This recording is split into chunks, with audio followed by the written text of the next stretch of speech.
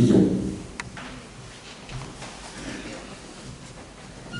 Nous venons ce matin, Seigneur, devant ton trône de grâce pour demander audience au roi de l'univers. Et au nom de mes frères et sœurs ici réunis, et en mon propre nom, Seigneur, je te demande de t'emparer de moi et que les paroles que je prononcerai ne soient pas mes paroles, mais que ce soit ton esprit en moi et que nous ne voyions pas l'homme Patrick, mais que nous voyions le Christ. Et que moi-même, le premier, je sois attentif à ce que tu auras à nous dire ce matin. Alors Seigneur, interviens puissamment. C'est au nom de Jésus que j'ai prié. Amen.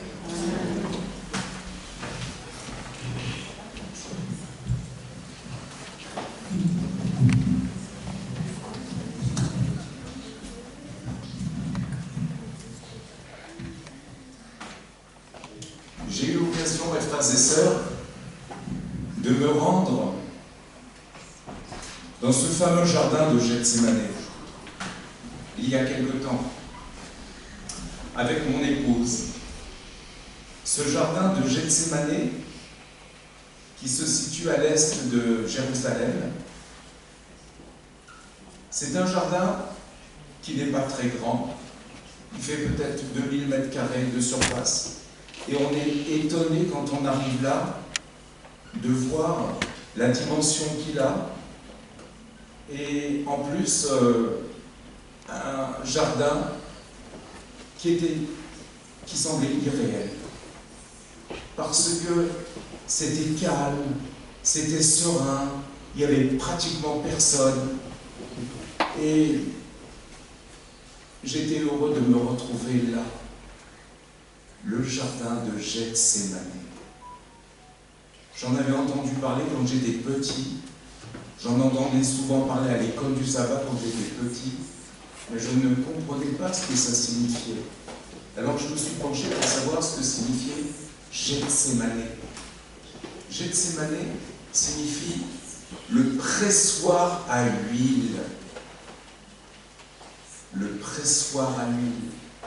Et ce nom, en fait, il a une signification profonde par rapport au Christ. Ce nom avait une signification très importante sur ce que le Christ allait vivre là. Le pressoir à l'huile. On utilise de l'olive qu'on compresse pour faire sortir son nectar, l'huile d'olive. Et vous allez voir, nous allons suivre Jésus au travers de ce jardin et nous allons voir que ce qui va lui arriver à lui, c'est la même chose symboliquement.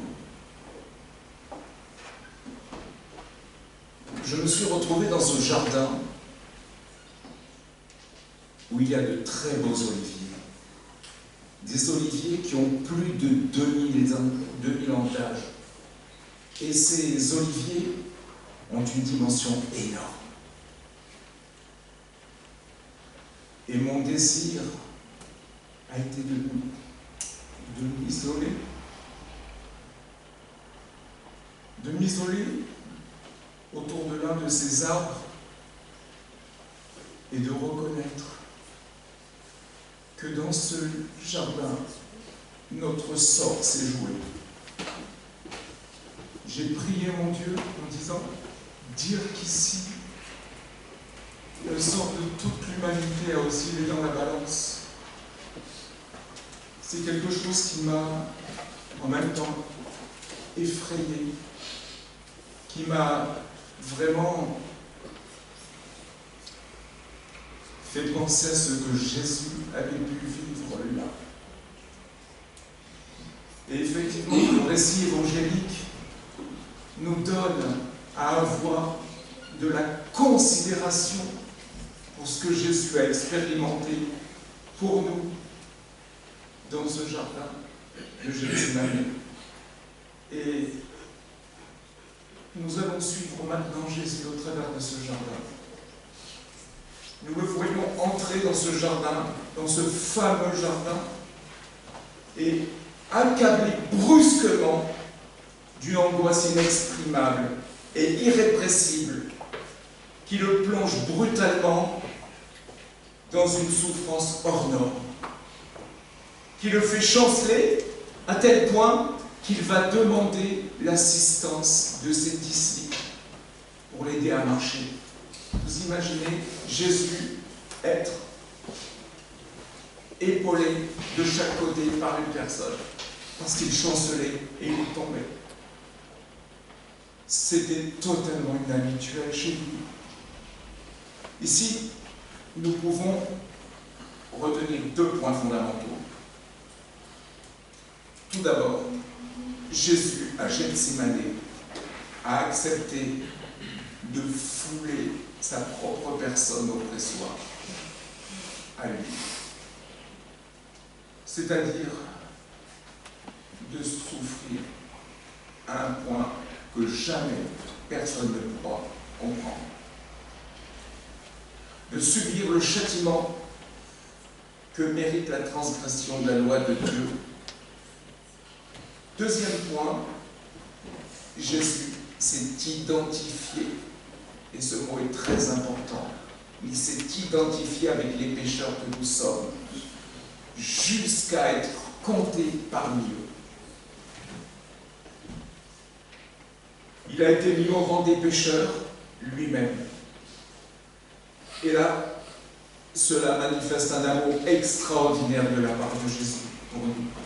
Et cela va l'entraîner à être considéré par le Père comme un coupable, comme un malfaiteur.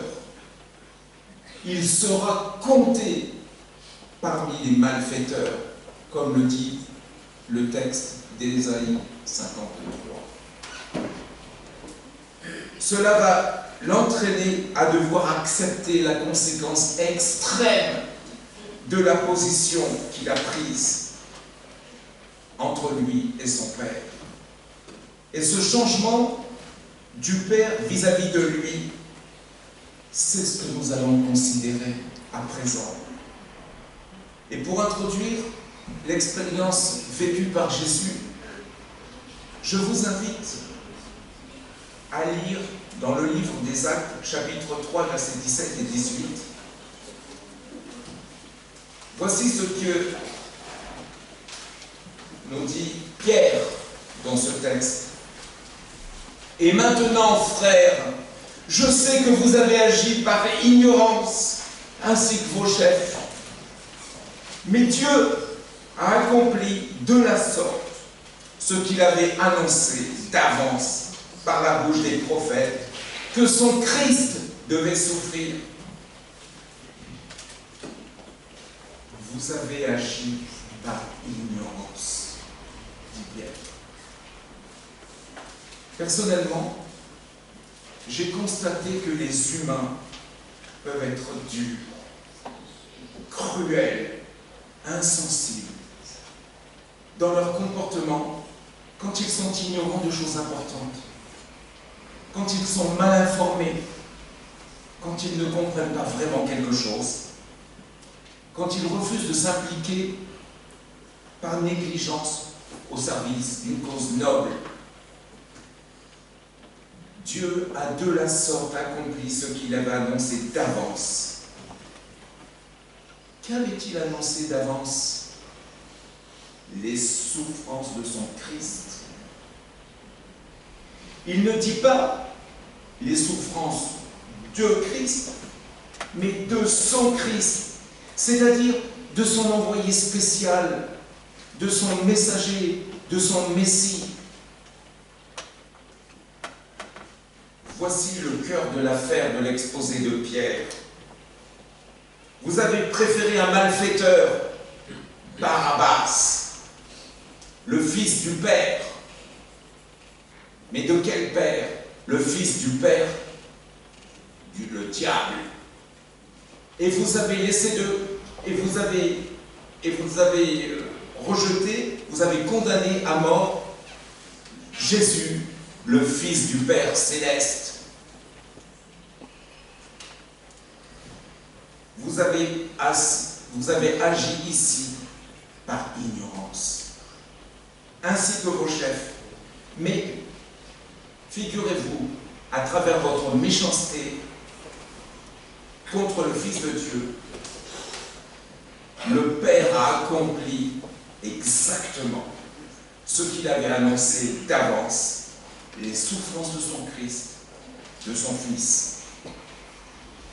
S'il y a quelque chose à considérer et qui puisse avoir une influence profonde sur notre expérience spirituelle, c'est d'avancer avec Jésus dans ce jardin de Gethsémani et de considérer ses souffrances. Considérer les souffrances du Christ, c'est aller à une découverte qui va devenir une conviction irréfutable dans notre cœur de l'amour extraordinaire de notre Rédempteur, qui librement a accepté de souffrir parce qu'il nous aimait. Quand il s'est chargé à Gethsémani de notre culpabilité devant Dieu, et qu'il a accepté d'être considéré comme un pécheur, il a dû envisager la conséquence extrême de la position qu'il a prise là, d'être compté au rang des malfaiteurs, des pécheurs. Quelle est cette conséquence extrême? La réponse se trouve dans Ésaïe, chapitre 59, les versets 1 et 2. Et là, il nous est dit, non, la main de l'Éternel n'est pas trop courte pour sauver, ni son oreille trop dure pour entendre, mais ce sont vos crimes qui mettent une séparation entre vous et votre Dieu. Ce sont vos péchés qui vous cachent sa face et l'empêchent de vous écouter. Voilà la grande affirmation de l'Ancien Testament. Ce texte nous dit que ce sont nos crimes, nos fautes qui mettent une séparation entre nous et notre Dieu. Et c'est exactement ce que Jésus a connu lui-même à Gethsémani. Dans son identification avec l'humanité pécheresse, dans sa solidarité avec nous afin de détourner sur lui la colère de Dieu et d'y échapper nous-mêmes, il a accepté la conséquence extrême, être séparé lui-même de Dieu, son Père. Vous en avez une preuve concrète dans les récits des évangélistes qui nous racontent ce qui s'est passé à Gethsémani. En particulier dans le texte que notre frère nous a lu tout à l'heure. La deuxième fois qu'il s'est relevé de sa prière, Jésus est allé auprès de ses disciples.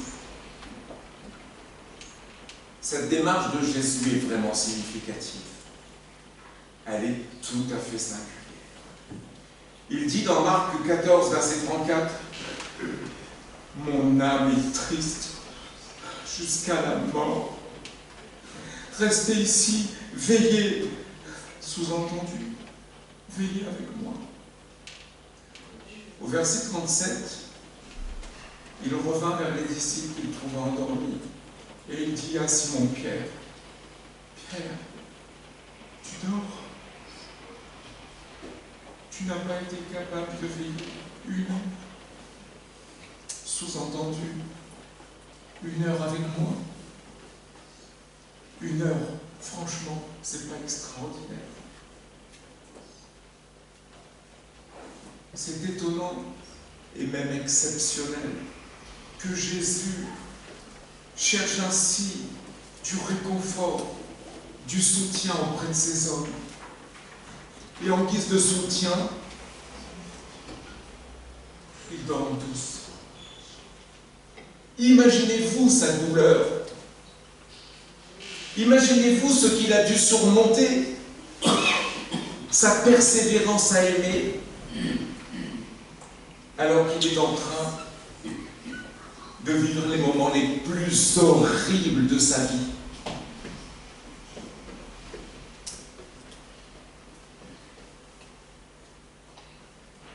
Bien que Dieu, lui, ne soit pas très loin de lui, mais le Père est dans l'isolement et lui aussi partage les souffrances de son Fils. En tout cas, en apparence, Dieu semble aux abonnés absents. Il va vivre une séparation qui risque d'être définitive. Cela en faveur de ses disciples. Et ceci tant. On peut dire à travers les disciples que lorsque nous aussi nous dormons spirituellement, eh bien nous ajoutons de la détresse à notre Rédempteur. Nous ajoutons de la souffrance à celui qui nous a tant aimés.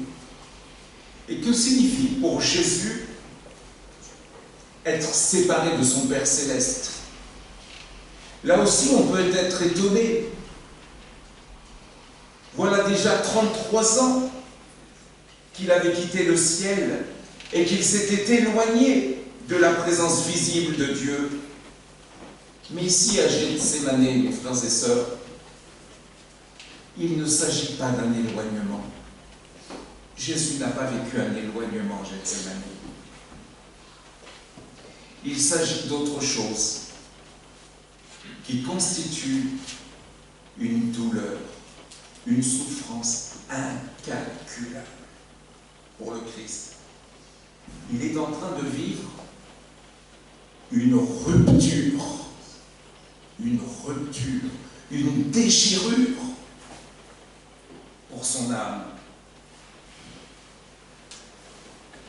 Et cette souffrance, elle est à la hauteur de la relation privilégiée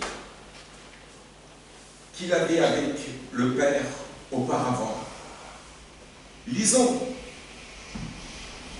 dans Jean 10, verset 38, pour voir à quel point cette relation, elle avait été extraordinaire auparavant. Il est écrit là, quand même vous ne croyez point, croyez à ces œuvres que vous voyez, afin que vous sachiez et reconnaissiez que le Père est en moi et que je suis dans le Père. Le Père est en moi et je suis dans le Père. Il ne peut y avoir une relation plus grande avec Dieu. C'est une fusion totale. Un autre exemple, dans Jean 17, vous savez, lors de cette fameuse prière qu'il a prononcée avant de quitter la chambre haute, lors du dernier souper de Pâques, cette prière qu'on a appelée la prière sacerdotale. Dans Jean 17, au verset 21, il dit « Comme toi, Père, tu es en moi, et comme je suis en toi. » Là encore, il exprime toute la qualité de cette relation avec Dieu. Il dira même au verset 23, « Moi en eux, toi en moi. » Lorsque Jésus a fait cette prière avant de quitter la chambre haute, il avait l'assurance totale de cette unité avec le Père. Quelques jours auparavant, 5, cette qualité de relation avait été manifeste à Jérusalem, alors même que se profilaient pour Jésus de sombres présages. Dans Jean 12, versets 27 à 28, il dit quelque chose de similaire. Mon âme est troublée. Et que dirais-je? Père, délivre-moi de cette heure. Mais c'est pour cela que je suis venu jusqu'à cette heure. Père, glorifie ton nom. Et une voix vint du ciel et dit, je l'ai glorifié. Sous-entendu, je l'ai glorifié lors de la transfiguration. Et je le glorifierai encore, sous-entendu, à la croix du Christ. Vous comprenez, là encore, combien la relation qui les unissait était parfaite. Il n'y avait aucune ombre, aucun obstacle. Le Père a répondu, je l'ai glorifié et je le glorifierai encore. Lorsque cette voix s'est fait entendre à Jérusalem, ce fut un grand événement. Certains ont pris cela pour la voix du tonnerre, d'autres ont dit, ah ben, ce sont des anges qui lui parlent. Le verset 27 est significatif. Christ pressent ce qu'il va vivre à Gethsémane 5 jours plus tard. Il dit d'ailleurs presque les mêmes paroles. Maintenant, mon âme est troublée. Et à Gethsémane, il va dire, mon âme est triste jusqu'à la mort. À Gethsémane, contrairement à ce qui s'est passé à la fête 5 jours auparavant, malgré 3 prières d'une intensité palpitante, ce fut le silence de Dieu. Contrairement à tous les autres cas que l'Évangile nous rapporte, où la voix du ciel se faisait entendre, ce fut là le silence de Dieu. Et ce silence assourdissant causa à Jésus une telle souffrance qu'il agonisait de douleur. Que s'était-il passé? Jésus est entré dans le jardin de Gethsémane, saisi violemment par une angoisse, une détresse qui était inexplicable pour les disciples.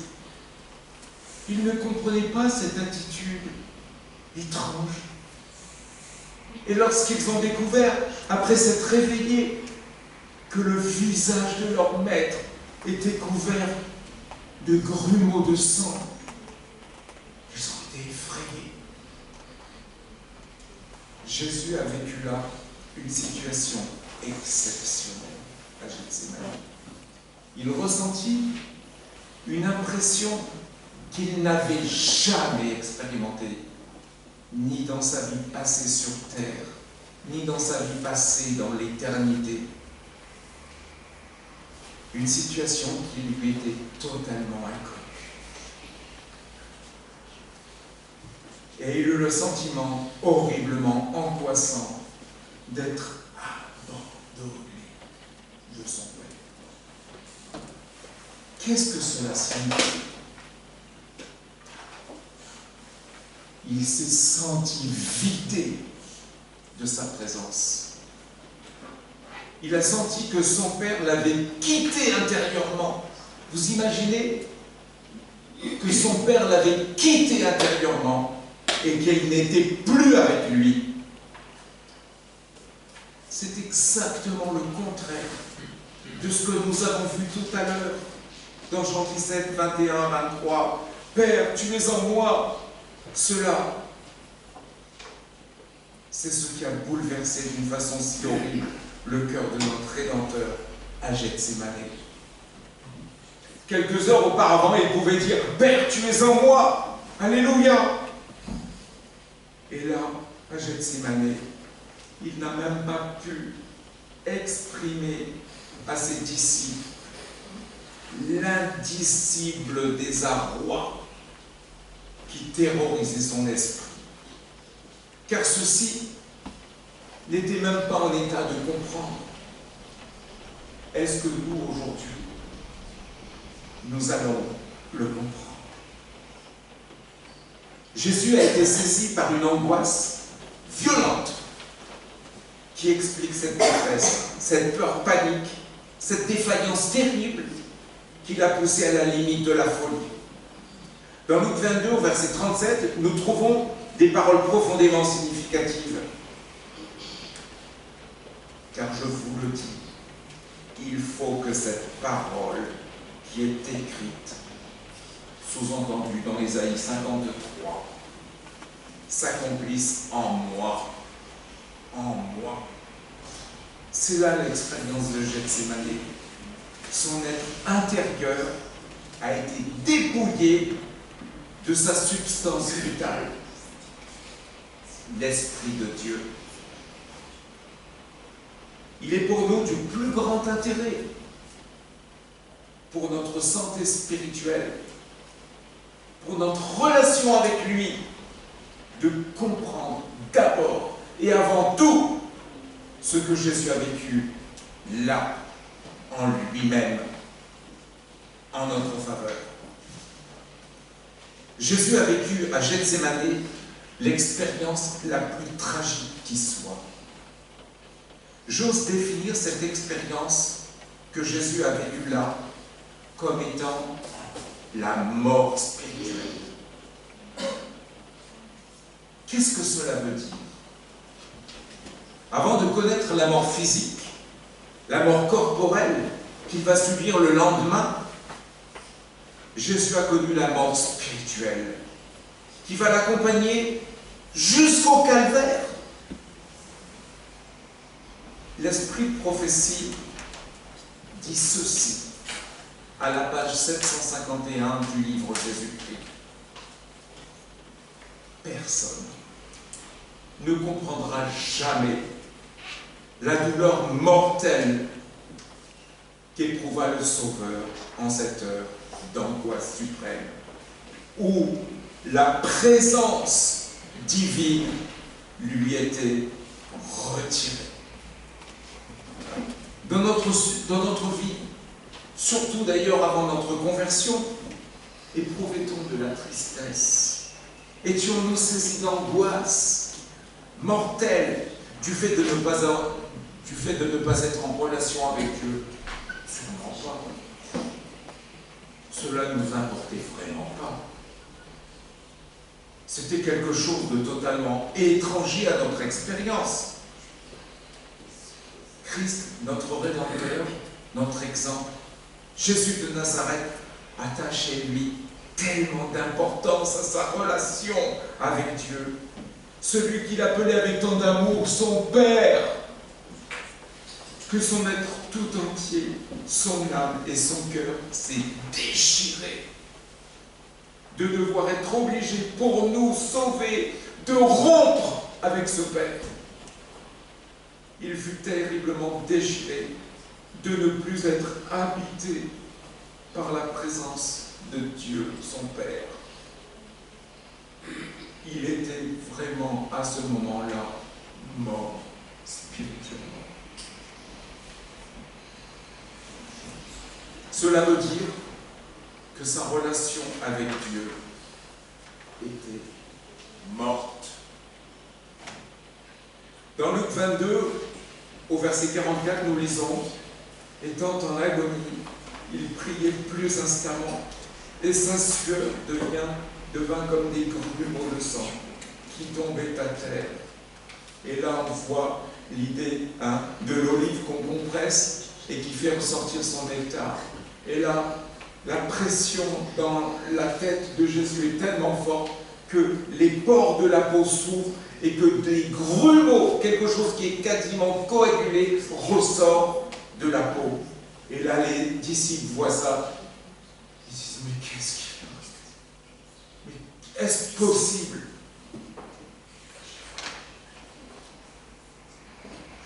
Donc là, nous voyons l'intensité de l'angoisse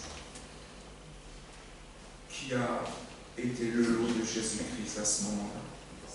Jésus connut la mort spirituelle. Évidemment, dire une chose semblable peut soulever des questions. Vous pourriez m'objecter, mais il semble bien qu'il ait encore une relation avec le Père, puisqu'il le prie. Bien non. Il n'a plus de relation du tout avec son Père. Il parle dans le vide. Lorsqu'il s'est relevé après la troisième prière, que lui restait-il? Il ne lui restait plus que la foi. C'est avec sa foi seule qu'il est parti pour l'autre bataille contre ses ennemis qui étaient sur le point d'arriver. Jésus avait lu dans Ésaïe 53 ce par quoi il devait passer pour nous sauver. Il avait lu tout ce chapitre, il le connaissait bien. En particulier, le verset 6, « L'Éternel a fait retomber sur lui l'iniquité de nous tous. » L'Éternel a fait retomber sur lui. Au verset 10, « Il n'a plu à l'Éternel de le briser par la souffrance. » Au verset 11, « Il se chargera de leurs iniquités. » Et au verset 12, il a été mis au nombre des malfaiteurs. Il a porté les péchés de beaucoup d'hommes et il a intercédé pour des coupables. C'est grâce à ces lectures que Jésus a compris ce qui allait lui arriver. Lorsqu'il est entré dans le jardin de Gethsémane, il a vu que l'Écriture était en train de s'accomplir en lui. En mettant les pieds dans Gethsémane pour la dernière fois, c'est comme s'il acceptait que la prophétie avance. Comme si la prophétie, elle allait maintenant s'accomplir telle que écrite. Pour lui, en lui. Il pouvait, pourtant, s'il l'avait voulu, ne pas mettre les pieds dans Gethsémane et dire non, là, stop, j'arrête là. Jésus s'est repris par 3 fois en formulant la même prière. 3 fois, cela a résulté dans le silence de Dieu. Et 3 fois, il a hésité. Son humanité a tremblé devant le sacrifice suprême. Mais finalement, nous savons qu'il s'est engagé dans le sacrifice de sa vie. Il a fait le pas. Il a accepté d'être séparé de Dieu, son Père, parce qu'il a vu l'homme dans un état désespéré. Il a vu qu'abandonnés à eux-mêmes, les transgresseurs de la loi de Dieu sont destinés à périr. Cette séparation constituait de loin pour lui le plus grand sacrifice. Ce n'était pas rien pour lui d'être séparé de ses disciples le lendemain matin. Ce n'était pas rien pour lui de voir la trahison de l'un de ses disciples le plus en vue, Judas. Ce n'était pas rien d'entendre l'un de ses disciples bien-aimés le renier, Pierre. Mais c'était infiniment pire pour lui de savoir que son père l'avait quitté. Alors, qu'est-ce qui a déterminé que son esprit et son cœur aient accepté ce sacrifice, le plus grand sacrifice qui puisse exister? Que s'est-il passé à Gethsémane pour qu'il se décide finalement à aller jusqu'à la croix? C'est quoi? C'est l'amour. C'est l'amour. L'amour pour les humains perdus. On va démontrer cet amour.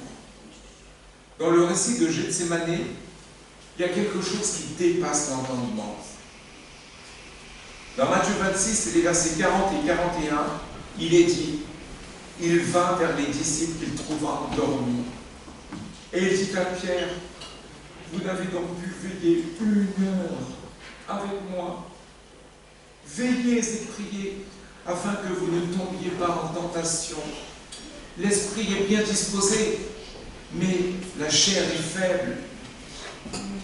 Jésus s'est relevé et il est allé chercher ses disciples. Et il les a trouvés endormis en une heure cruciale.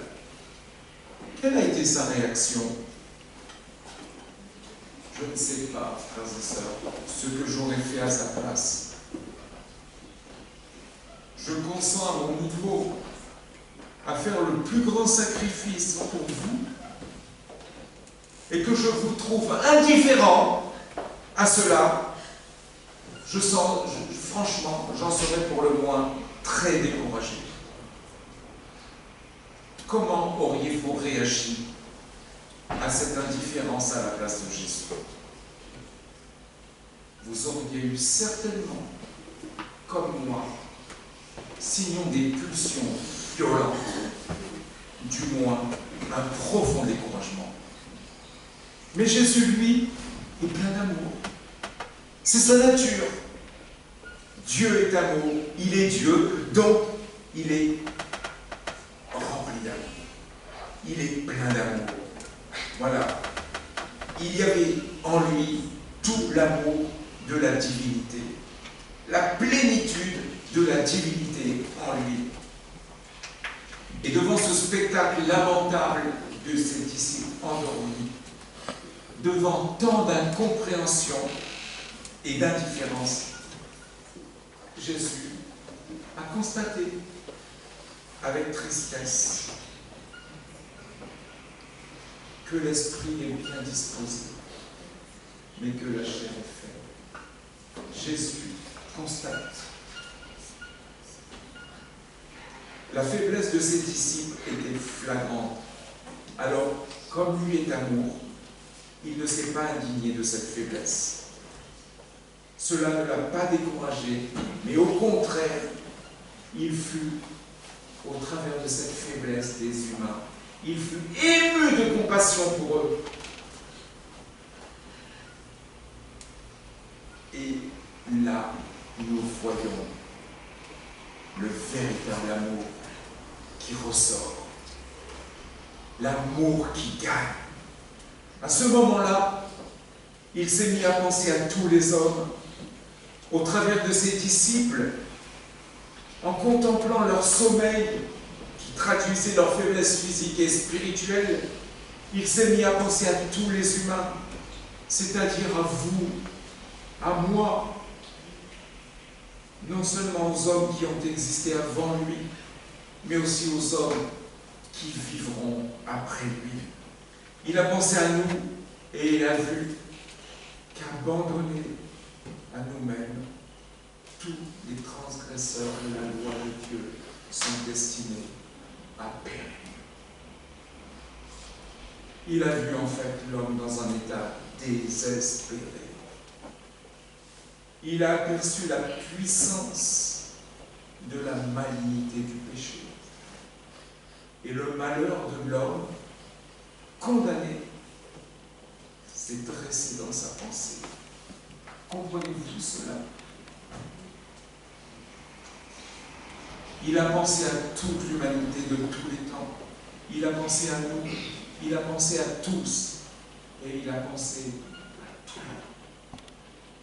Il a vu notre indigence totale. Il a vu à quel point notre situation était désespérée.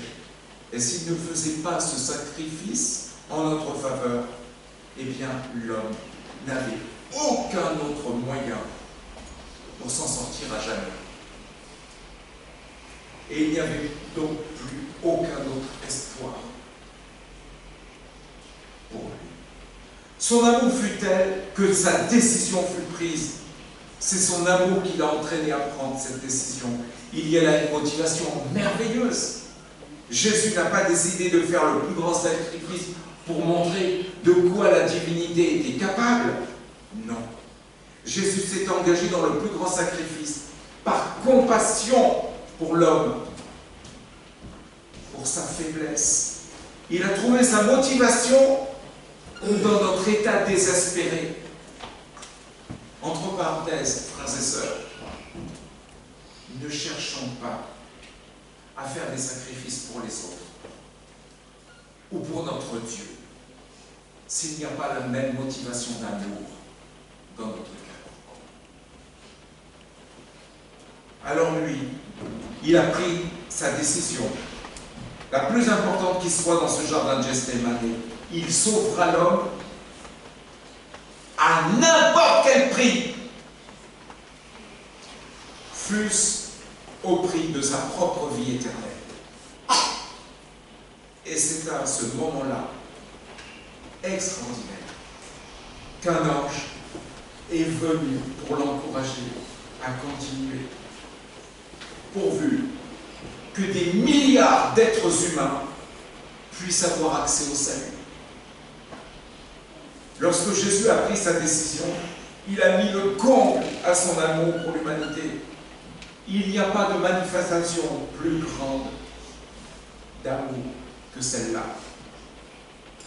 Jean, quelques heures auparavant, avait constaté, lorsqu'ils étaient entrés dans cette chambre haute, qu'il y avait eu cet instant de flottement, cet instant de froid, où personne n'avait daigné laver les pieds des collègues. Il y a eu un instant pénible, de silence.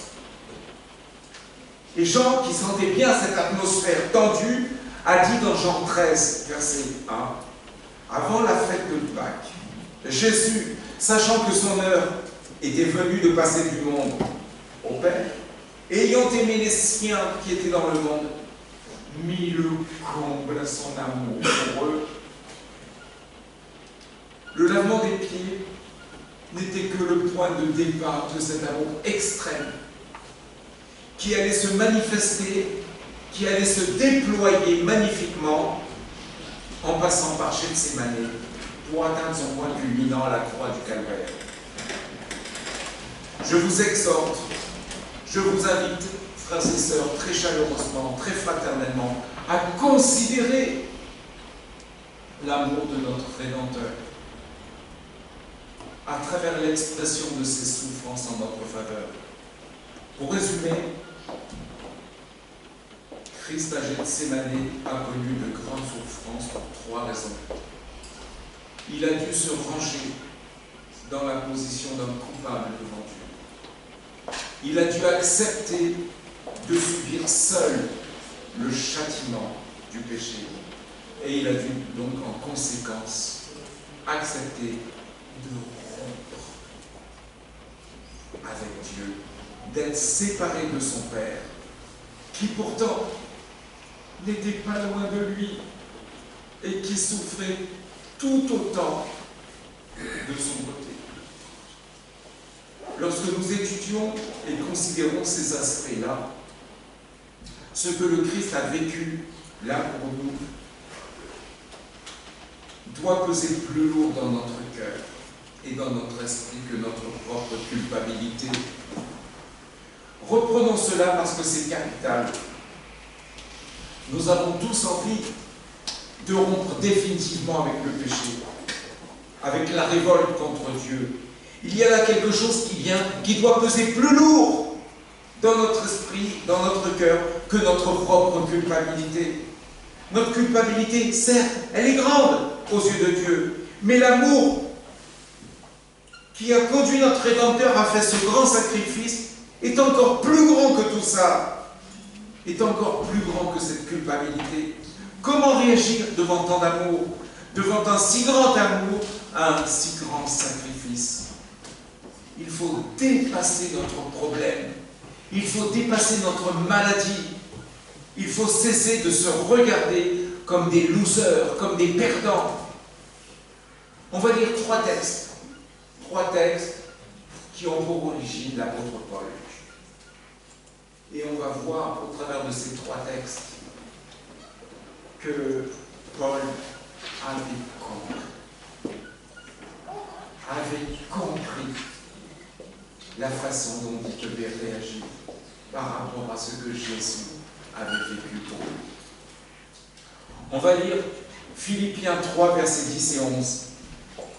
L'apôtre Paul dit ceci: « Mon but est de connaître Christ et la puissance de sa résurrection et la communion de ses souffrances, en devenant conforme à lui dans sa mort, pour parvenir, si je puis, à la résurrection des morts. » J'insiste sur ce que Paul dit au verset 10, en devenant conforme à lui.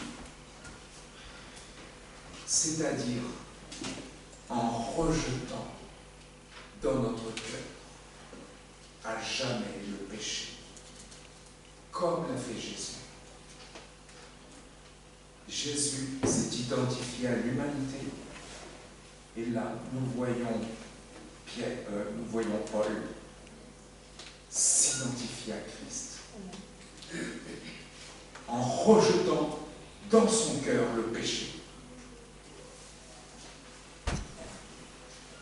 Dans Romains chapitre 6, versets 3 à 5, il nous est dit: « Ignorez-vous que nous tous qui avons été baptisés en Jésus-Christ, c'est en sa mort que nous avons été baptisés.